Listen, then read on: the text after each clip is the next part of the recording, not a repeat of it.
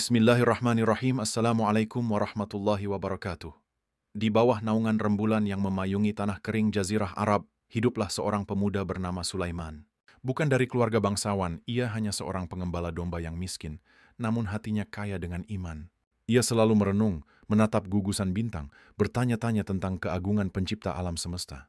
Suatu malam, saat ia sedang menunaikan salat tahajud di atas bukit, ia melihat sebuah cahaya yang terang benderang turun dari langit dan menyinari hatinya.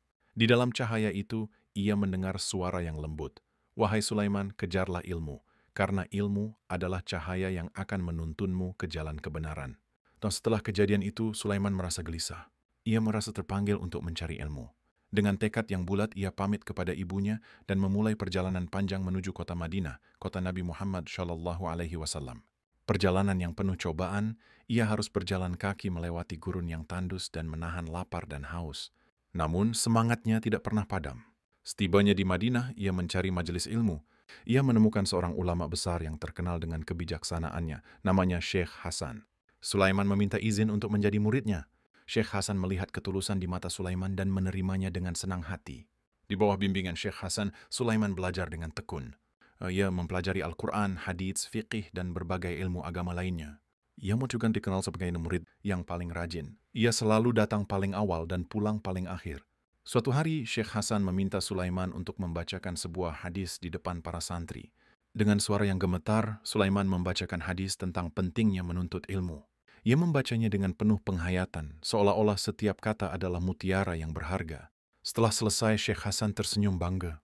Dia berkata, "Wahai Sulaiman, ilmu yang telah engkau pelajari telah membuahkan hasil.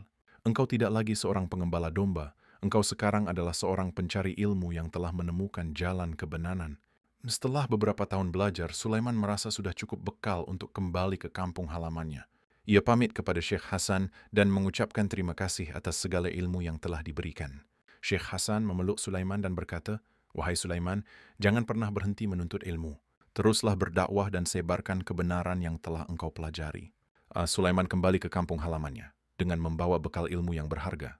Dan dia mulai berdakwah, mengajak masyarakat untuk kembali ke jalan yang lurus.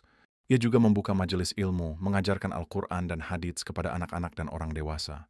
Ia berdakwah dengan penuh kesabaran, tidak pernah marah atau menghakimi. Ia selalu berkata dengan lembut dan penuh kasih sayang. Lambat laun, masyarakat mulai tertarik dengan ajaran Sulaiman.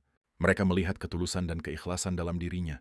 Mereka mulai meninggalkan kebiasaan-kebiasaan buruk dan kembali ke jalan yang lurus. Kampung yang dulu penuh dengan maksiat, kini berubah menjadi kampung yang damai dan tenteram. Sulaiman tidak pernah berhenti berdakwah. Ia terus menyebarkan kebaikan hingga akhir hayatnya. Ia meninggal dalam keadaan sujud di saat ia sedang menunaikan salat.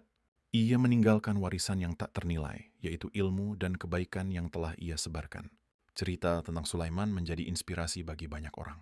Ia membuktikan bahwa kemiskinan bukanlah halangan untuk meraih ilmu dan berdakwah. Ia adalah seorang pengembala domba yang hatinya kaya dengan iman, dan ilmunya adalah cahaya yang menuntunnya ke jalan kebenaran.